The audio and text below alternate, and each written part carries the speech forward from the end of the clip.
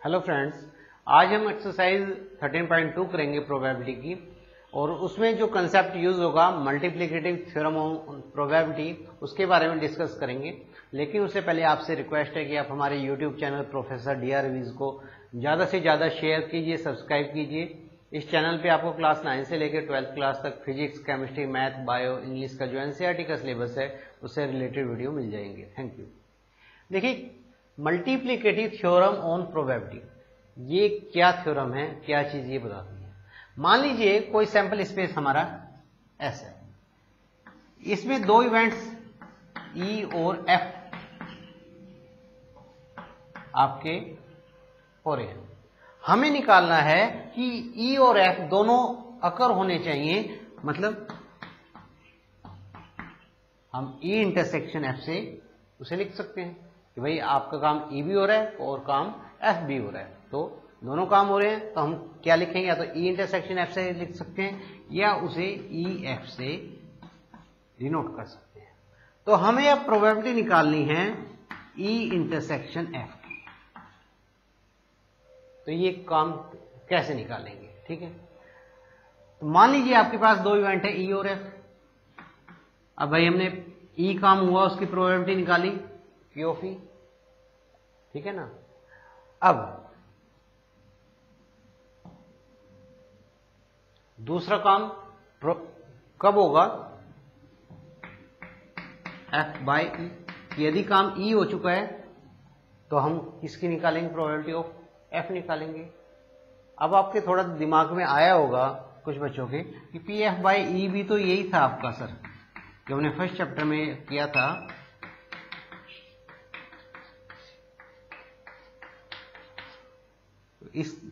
आप इससे भी तो निकाल सकते हैं, यही फॉर्मूला इंप्लीमेंट हो रहा है। फॉर्मूला तो वही इंप्लीमेंट हो रहा है, लेकिन बात समझो कैसे करनी है।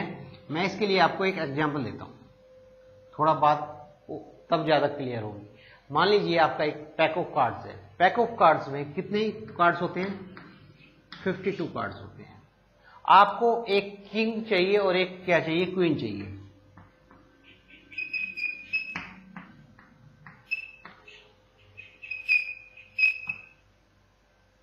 ठीक है ना। आपने 2 कार्ड्स उसमें से ड्रा किए और विदाउट रिप्लेसमेंट, किसके, विदाउट रिप्लेसमेंट।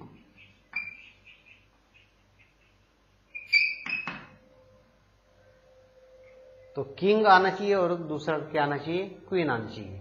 मान लीजिए इवेंट E है और ये इवेंट क्या है, F।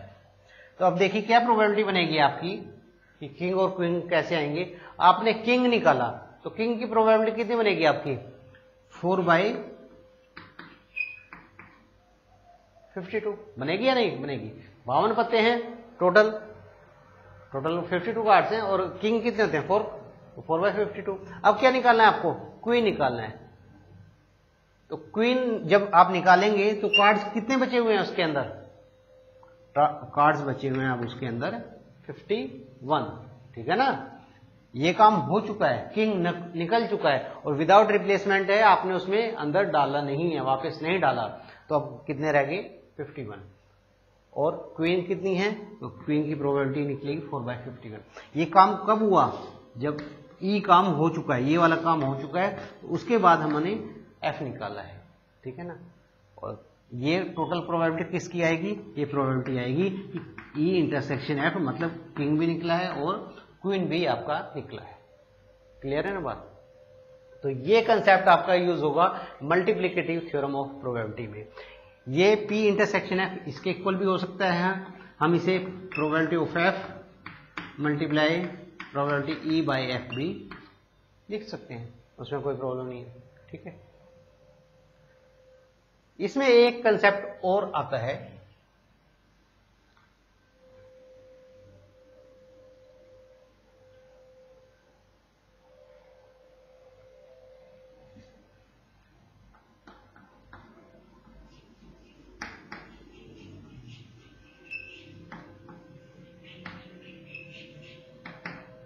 Independent events.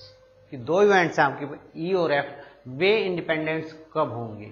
दो इवेंट्स हैं, ई एफ ले लीजिए, ए बी ले लीजिए, कि दोनों आपस में इंडिपेंडेंट कब होंगे, किसे हम इंडिपेंडेंट कहेंगे।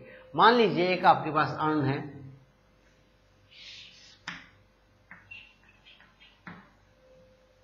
कोई बास्केट, थैला, कुछ भी लगा लीजिए, उसके अंदर बॉल्स पड़ी हैं आपकी। मान लीजिए आपकी इसमें 5 ब्लैक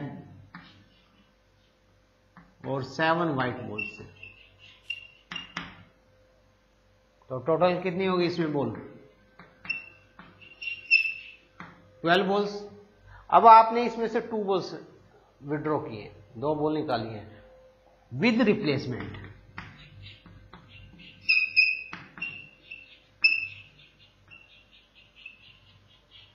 विद रिप्लेसमेंट का मतलब क्या है कि आपने एक बॉल निकाली, पहले उसका कलर देखा, क्या चीज है, नोट किया, और उसे बॉल को दोबारा थैले में वापस डाल दिया, फिर आपने थैले में से दूसरी बॉल निकाली। क्लियर? अब मान लीजिए आप एक ब्लैक निकालना चाहते हैं या एक व्हाइट निकालना चाहते हैं।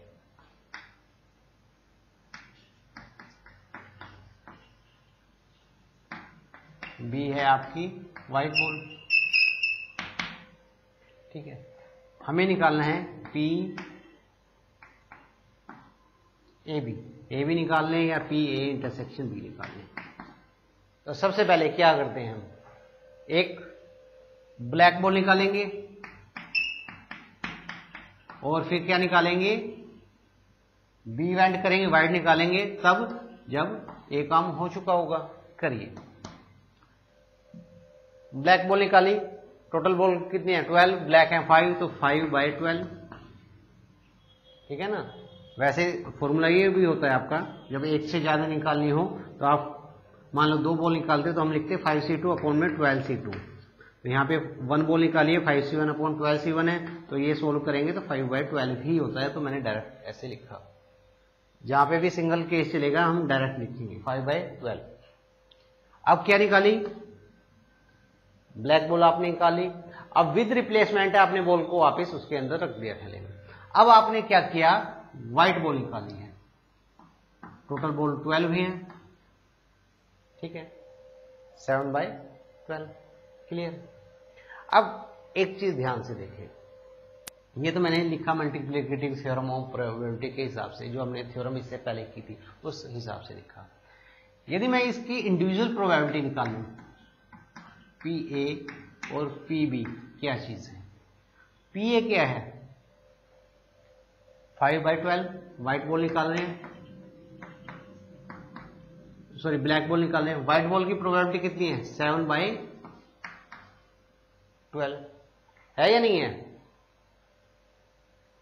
तो इसे b/a की जगह मैं 7/12 भी लिख सकता हूं। क्यों लिख सकता हूं, मान लीजिए मैं ब्लैक बॉल नहीं निकालता, पहले डायरेक्ट व्हाइट बॉल निकालता हूं।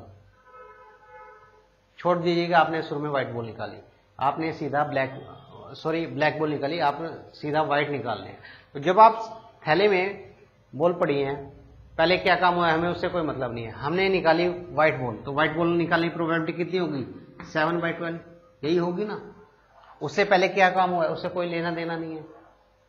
तो इस काम को 7/12 को जब, क्योंकि बॉल हमने वापस डाल दी ना, आपने पहले बॉल निकाली, व्हाइट कलर नोट किया, उसे उसमें वापस डाल दिया, तो जो वापस डाल दिया तो उसमें पहले क्या काम हुआ उससे क्या फर्क पड़ा, उससे तो प्रोबेबिलिटी पे, दूसरे काम के होने की प्रोबेबिलिटी पे कोई असर नहीं पड़ेगा। हाँ, यदि यहाँ पे विदाउट रिप्लेसमेंट होता, क्या होता, विदाउट रिप्लेसमेंट, आपने बॉल निकाली और बॉल को अपने पास रख लिया, फिर दूसरी बॉल निकाली, जब दूसरी बॉल निकालते तो नंबर ऑफ बॉल्स क्या रह जाते हैं, यहाँ 11 रह जाते, तब इसकी प्रोबेबिलिटी पे फर्क पड़ता, ये चेंज आ जाती। लेकिन अभी कोई फर्क नहीं पड़ रहा है, 7/12 क्या है, यहाँ पी भी है, तो मैं इसे पी भी लिख सकता हूं, b/a की जगह आप इसे डायरेक्ट लिख सकते हैं कि इस काम के होने पे इस काम के होने ना होने से कोई फर्क नहीं पड़ रहा है, that are independent events. Clear है ये बात या नहीं।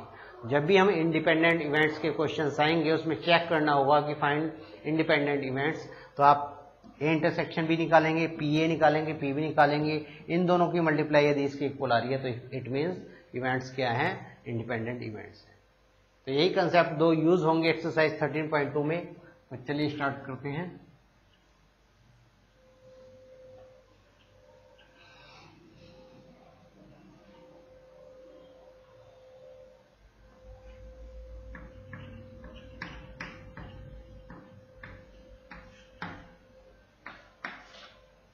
Question number 1,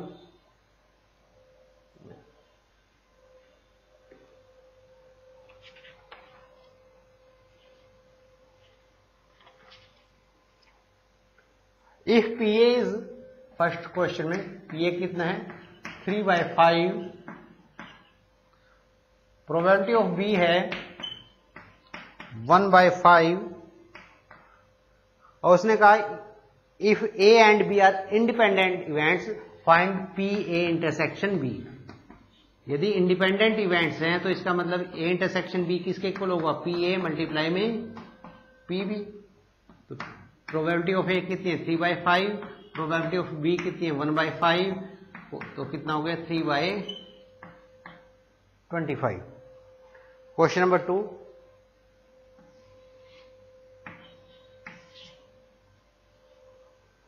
to cards are drawn at random and without replacement. 2 cards निकाले गए without replacement from a pack of 52 cards. Find the probability that both cards are black. बताइए कि दोनों कार्ड्स ब्लैक थे। ठीक है, मान लीजिए E है, फर्स्ट कार्ड इज ब्लैक,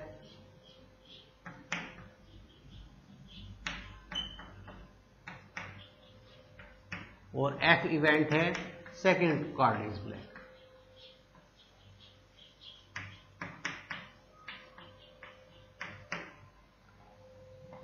तो प्रोबेबिलिटी कितनी होगी of E, first card is black. Black cards कितने होते हैं 26 होते हैं, आधे ब्लैक होते हैं आधे रेड होते हैं, और कार्ड्स निकाले हैं विदाउट रिप्लेसमेंट।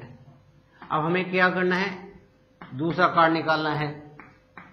जब हम फर्स्ट कार्ड निकाल चुके हैं तो अब ब्लैक आने की प्रोबेबिलिटी कितनी रहेगी, एक कार्ड निकल चुका है तो 52 की जगह टोटल कार्ड्स कितने हो जाएंगे 51, और ब्लैक भी कम हो जाएगा 25।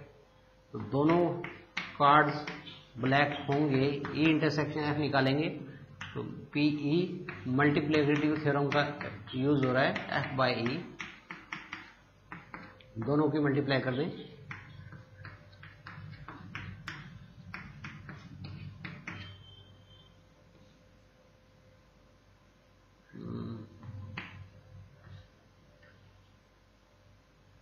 ये 26 दिन 25/102। अब देखिए third question,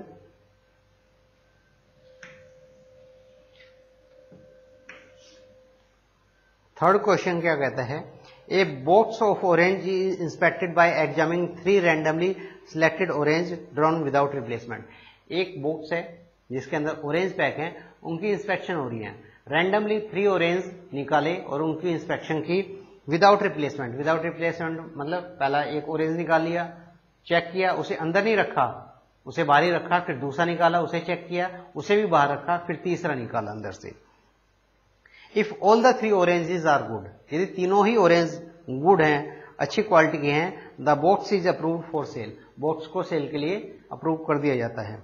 otherwise it is rejected, यदि एक भी खराब हो जाता है ऑरेंज तो उसे रिजेक्ट कर देंगे। Find the probability that a box containing 15 orange, वो कहता है बॉक्स के अंदर टोटल कितने हैं 15 ऑरेंजेस हैं, जिसमें से 12 तो हैं गुड और 3 हैं bad.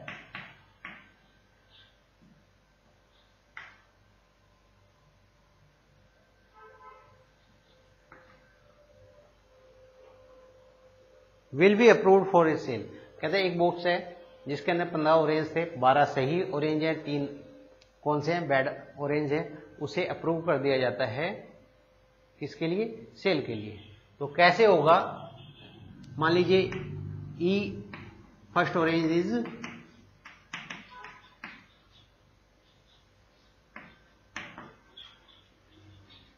Good, B second orange is good,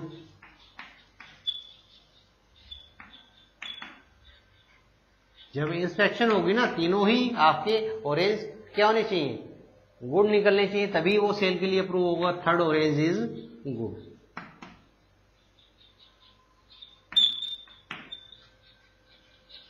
चलिए प्रोबेबिलिटी ऑफ ए, जो फर्स्ट निकाला आपने, टोटल कितने ऑरेंज है 15, और गुड निकलना चाहिए ना, अच्छे वाला ऑरेंज निकलना चाहिए। गुड कितने हैं 12/15। अब क्या किया आपने, दूसरा ऑरेंज निकाला, जब पहला अच्छा निकल चुका है B/A, मतलब A काम हो चुका है, B काम कर रहे हैं। B के अंदर अब बॉक्स के अंदर कितने ऑरेंज बचे 14, और गुड कितने बचे हैं 11।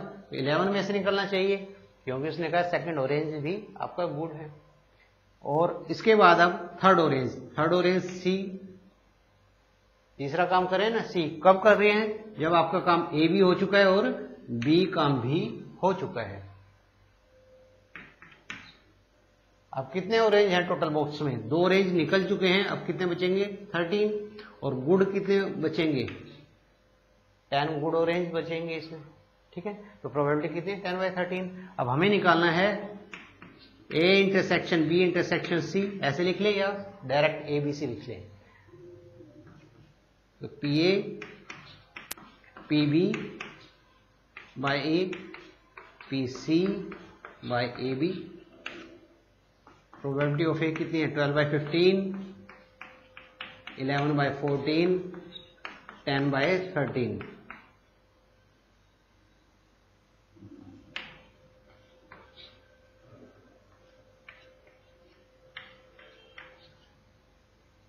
कितना आएगा 1144 डिवाइड बाय 13 7 91। ये इसका आंसर होगा 44/91।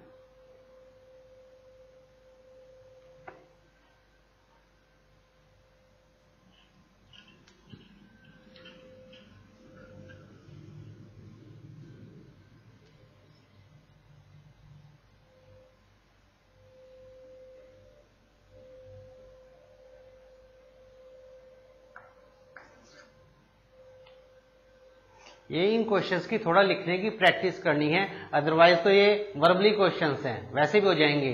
यदि एक लाइन में करना हो तो सीधा है, प्रोबेबिलिटी निकालनी थी इसकी कि टोटल 15 ऑरेंज हैं और अच्छे कितने हैं 12।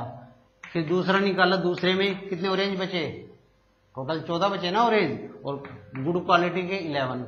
इसके बाद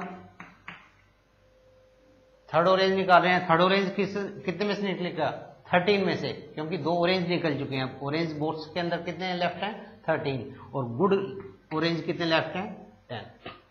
यही था जो हमने सबसे लास्ट में लिखा। लेकिन उससे पहले जो थियोरेटिकल पार्ट है, क्योंकि मार्क्स लेने हैं पेपर में, तो वो आपको पूरा करना है किस तरीके से, तो उस चीज की आप थोड़ा प्रैक्टिस करें कैसे हमें लिखना है। अदरवाइज तो एक लाइन में आप इस क्वेश्चन को कर सकते हैं। A fair coin and unbiased dice are tossed. उसने कहा एक कोइन को टोस्ट किया गया और डाई को। Let A B the event head appears on the coin. चलिए पहले देखिए, कोइन और डाइस को जब हम थ्रो कर रहे हैं तो क्या आएगा, डाइस पे हेड आ सकता है, नहीं कोइन पे हेड आ सकता है या टेल। अब हेड के साथ डाइस जब थ्रो कर रहे हैं 1 आ सकता है, 2 डाइस पे 3 आ सकता है, 4 आ सकता है, 5 आ सकता है एंड 6 आ सकता है। ऐसे ही टेल के साथ कॉम्बिनेशन बनेगा, टेल कॉइन पे टेल आए और इस पे क्या आए, डाइस पे 1 आए, टेल आए, 2 आए, डाइस पे 3, 4, 5 एंड 6। ये आपका सैंपल स्पेस है। टोटल कितने केसेस बन रहे हैं इसमें, 12 cases. Let A B the event, क्या इवेंट है, head appears on the coin.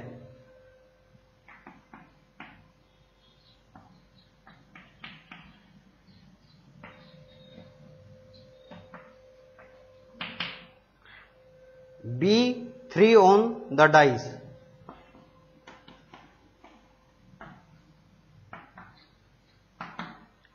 Check whether A and B are independent events और नोट, कि ए और बी इंडिपेंडेंट इवेंट हैं या नहीं, ये चेक करना है। चलिए प्रोबेबिलिटी ऑफ ए कितनी हो जाएगी, head appears on the coin, head वाले केसेस कितने हैं 6 है, तो 6 by total cases 12। Probability of B, ये चलिए कैंसिल आउट करें, 1/2। 3 ऑन द डाइस, डाइस पे 3 आना चाहिए, डाइस पे 3 कौन से केसेस हैं, ये दोनों हैं, दो ही केस बने हैं ना, कि कोइन पे हेड आ जाए डाइस पे 3 आए, कोइन पे टेल आ जाए डाइस पे 3 आए, दो केस हैं, 2/12 1/6। अच्छा ए इंटरसेक्शन बी क्या है कि हेड आना चाहिए कोइन पे और 3 आना चाहिए डाइस पे, ये है ना, हेड तो कोइन पे और 3 डाइस पे, ये वाला केस। तो प्रोबेबिलिटी कितनी हो जाएगी ए इंटरसेक्शन बी की, सिर्फ एक केस है 1/12, टोटल केसेस तो 12 है ना। अब हमें देखना है कि ए और बी इंडिपेंडेंट है या नहीं है। पी ए की मल्टीप्लाई पी बी से करें, देखिए क्या आता है, प्रोबेबिलिटी ऑफ ए कितनी है 1/2, प्रोबेबिलिटी ऑफ बी कितनी है 1/6, कितना है 1/12, किसके इक्वल आ रहा है, पी ए इंटरसेक्शन बी का। यदि आपने ए और बी की मल्टीप्लाई की और वो ए इंटरसेक्शन बी के इक्वल आ जाए तो क्या होंगे, इंडिपेंडेंट इवेंट्स होंगी।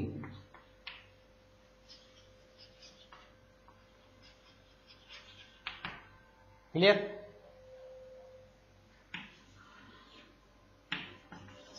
Question number 5,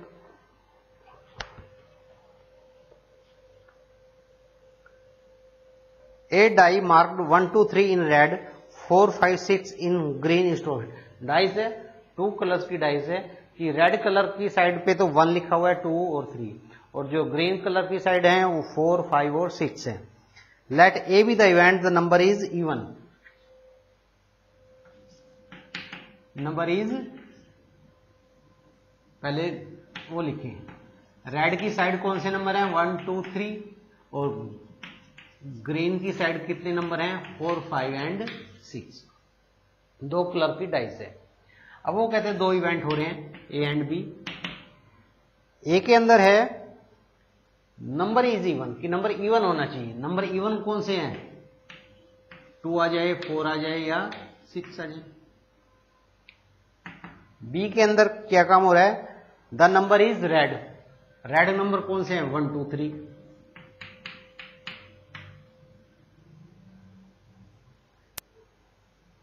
are A and B are independent, उसने पूछा क्या ए और बी इंडिपेंडेंट इवेंट्स हैं, तो कैसे निकालेंगे, ए इंटरसेक्शन बी भी पता होना चाहिए आपको, इंटरसेक्शन में क्या है सिर्फ 2 है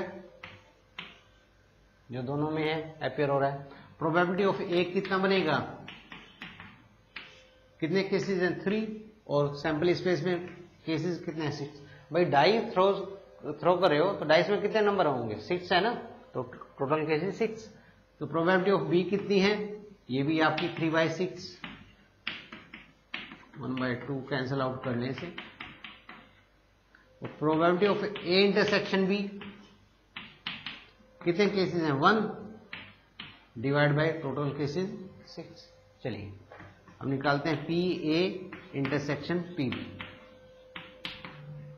पी ए की 1/2 मल्टीप्लाई करनी है पी बी से, कितना आया 1/4, और पी ए इंटरसेक्शन बी कितना है 1/6, तो दोनों क्या हैं इक्वल नहीं है। जब हम पी ए और पी बी की मल्टीप्लाई कर रहे हैं तो आंसर कितना आ रहा है 1/4 आ रहा है, और ए इंटरसेक्शन बी कितना है 1/6, दोनों इक्वल नहीं है, तो not independent events.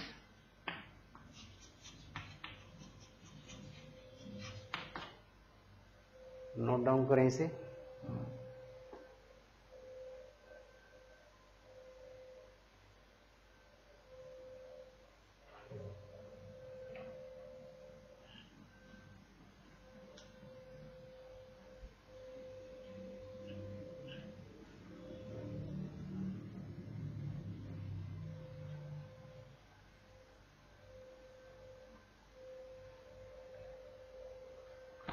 Question number 6,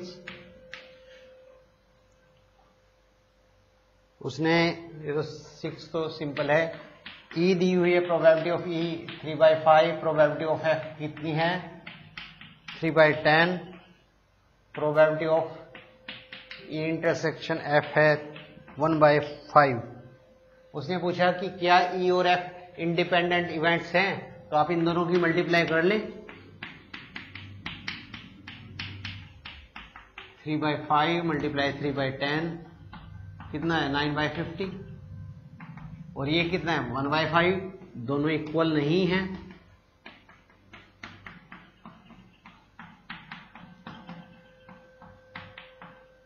तो note independent events.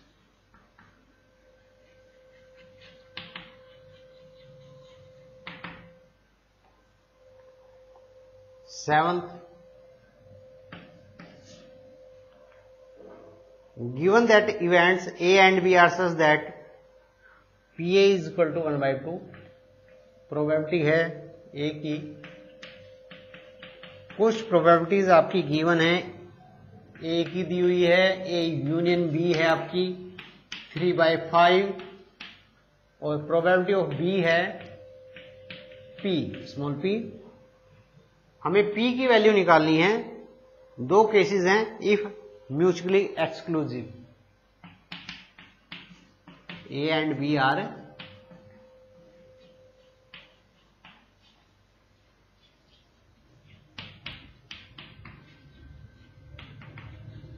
Mutually exclusive. 11th class में भी किया था कि क्या होता है, दो इवेंट्स A और B म्यूचुअली एक्सक्लूसिव होंगे यदि उन दोनों में क्या कोई भी चीज कॉमन ना हो। इसका मतलब क्या है, प्रोबेबिलिटी कितनी होगी A इंटरसेक्शन B की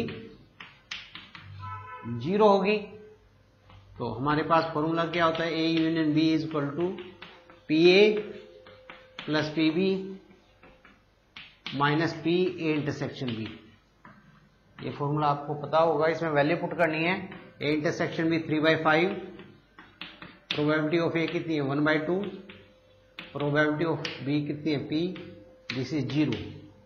P की वैल्यू निकालनी है, तो 1/2 को इस साइड ले जाएं, 3/5 minus 1/2 1/10।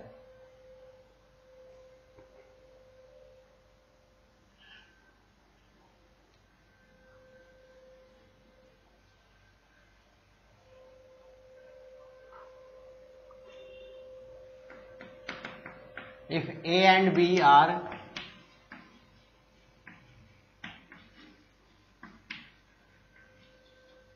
Independent events, independent events होंगे, इसका मतलब क्या है, A इंटरसेक्शन B किसके इक्वल होना चाहिए, PA मल्टीप्लाई में PB, A intersection B, A intersection B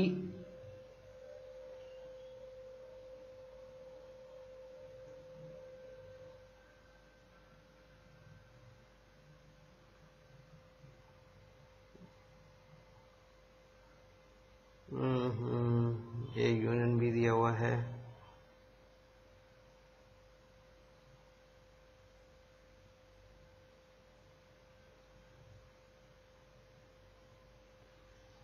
इसमें क्या लगेगा, PA 1/2 इंटू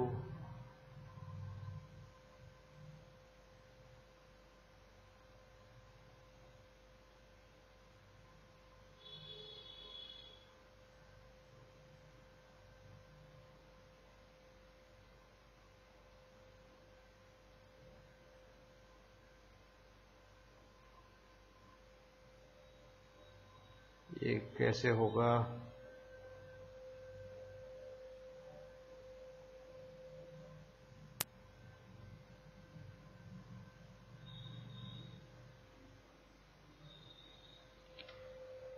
इंडिपेंडेंट PA की प्रोबेबिलिटी 1/2,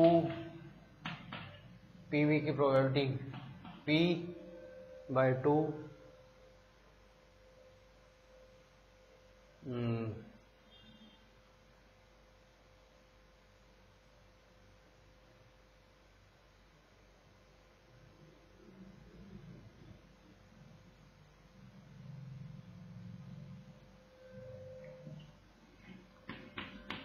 A यूनियन B क्या होता है, PA plus PB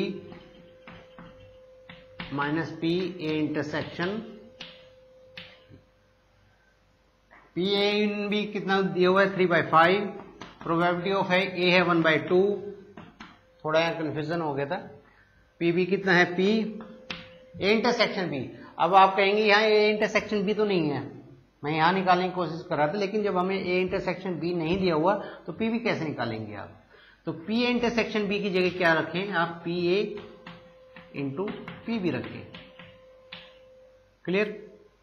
3/5 minus 1/2 equal to P minus P A की वैल्यू कितनी है, पी ए की वैल्यू है 1/2 और पी बी की वैल्यू पी, तो कितना होगा 6 minus 5 1/10, p minus p/2 2p minus p/2 p/2 आ जाएगा, 2 से 10 कैंसिल, p की वैल्यू 1/5। देखिए क्या आंसर है इसका।